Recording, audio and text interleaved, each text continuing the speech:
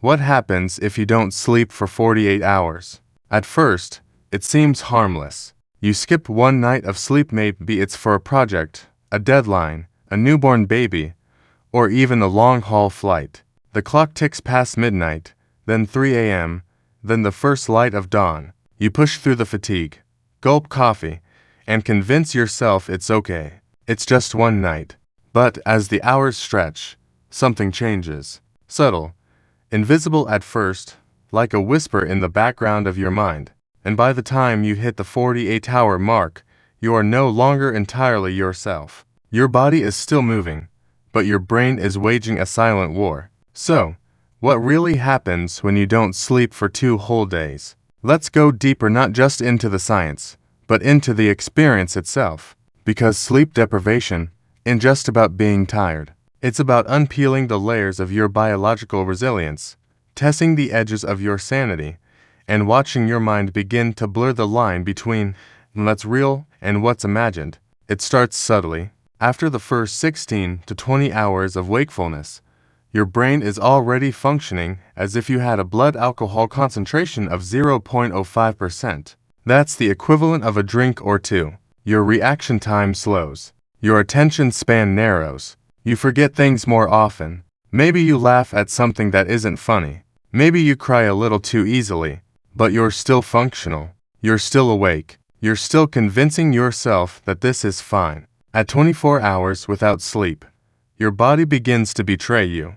Cortisol, the stress hormone, spikes. Your heart starts working harder. Blood pressure rises. Insulin sensitivity drops. Your immune system, deprived of the restorative process of sleep, begins to falter. T cells decline. Natural killer cells, the frontline warriors against viruses and tumors, retreat. And your mood? It's not just grumpy or irritable. It's fragile, like a fraying rope pulled too tight.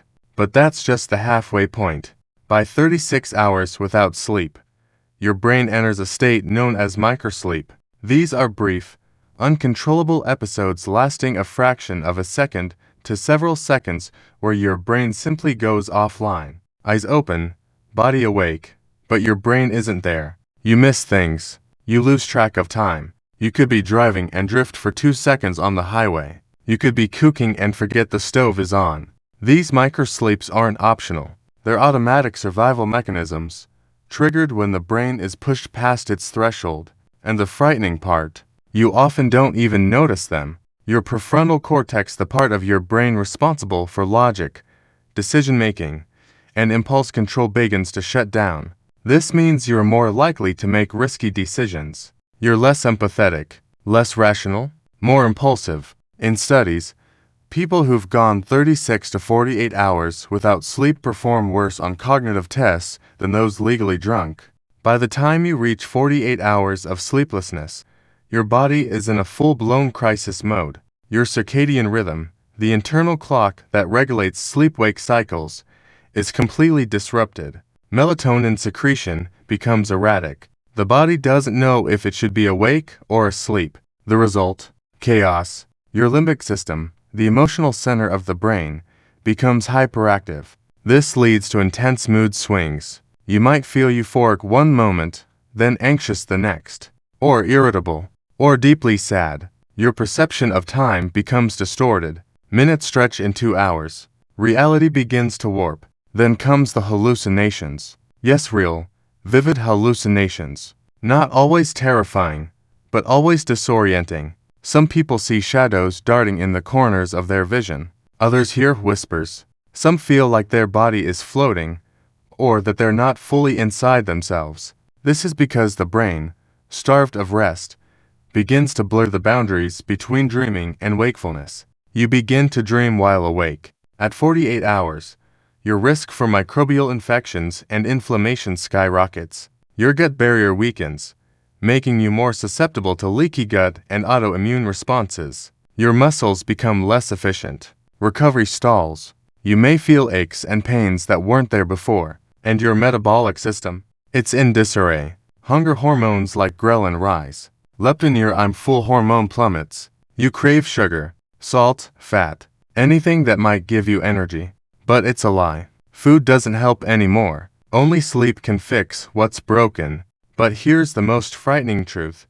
Even after just 48 hours of no sleep, parts of your brain can show activity patterns similar to traumatic brain injury. That's not an exaggeration. EEG scans show that the brain, under prolonged sleep deprivation, enters abnormal patterns of electrical activity. Memory consolidation stops. Neural repair halts. Waste products like beta-amyloid, a protein linked to Alzheimer's, begin to build up in your brain, because sleep is when the brain's lymphatic system normally flushes them out. Some people, like soldiers in extreme conditions, or medical residents during grueling shifts, have experienced this state for years in cycles. And while they may appear to function, their long-term cognitive health often pays the price. Brain fog becomes chronic. Emotional regulation erodes. The line between exhaustion and depression begins to blur. And still, some push further. At 72 hours, psychosis is likely. Visual hallucinations become stronger. Auditory distortions more frequent. Memory becomes unreliable. You may forget where you are, who you are. Your thoughts may not feel like your own. Some people report intense paranoia. Others feel disconnected from their bodies, as if floating outside themselves. This is the beginning of sleep deprivation psychosis, a temporary but terrifying condition in which the brain no longer anchors you in reality. But even at 48 hours, the damage begins. And the most dangerous part, you may not realize how impaired you are. That's the illusion. Your conscious mind keeps saying, "I'm fine." But every system is screaming for help. So, what can you do? The first and most obvious solution is to sleep. But even that isn't so simple. After 48 hours awake, your first sleep is often shallow and fragmented. Your brain is too aroused to drop quickly into deep sleep. You may experience REM rebound, where your body tries to make up for lost dream time by plunging quickly into REM stages, resulting in vivid, sometimes disturbing dreams. It may take multiple nights of consistent, high-quality rest to fully restore cognitive and physical function. Caffeine. It helps, briefly, but it's a band-aid. It blocks adenosine, the compound that makes you sleepy, but doesn't restore brain function. And when it wears off, the crash is brutal. Naps can help, especially 90-minute cycles that allow full REM access. But they're not a substitute for a full night's rest. So the better question might be, why do we push ourselves this far? In a world obsessed with productivity, sleep is often the first sacrifice. We glorify all-nighters. We reward grind culture. We celebrate the CEO who sleeps for hours a night. But science tells another story. Sleep is not a luxury. It's a biological necessity. And depriving yourself of it, even for 48 hours, comes at a steep price. Let's consider the bigger picture. Chronic sleep deprivation, defined as sleeping fewer than 6 hours per night on a regular basis, has been linked to increased risk of heart disease, stroke, obesity, diabetes, depression, and even early death. And yet millions live this way, not just once, but for years. If you're reading this, and you've ever told yourself that sleep can wait, that it's optional, negotiable, or something you'll catch up on later, think again.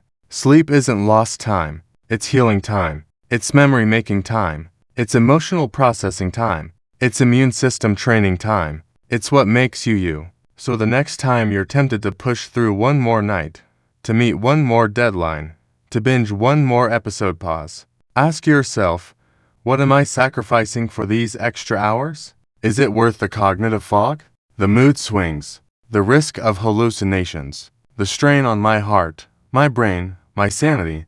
Sleep is not a weakness. It's a superpower, one that restores, recharges, and rewires you every single night. And if you've ever gone 48 hours without it, you know the truth. You don't just get tired.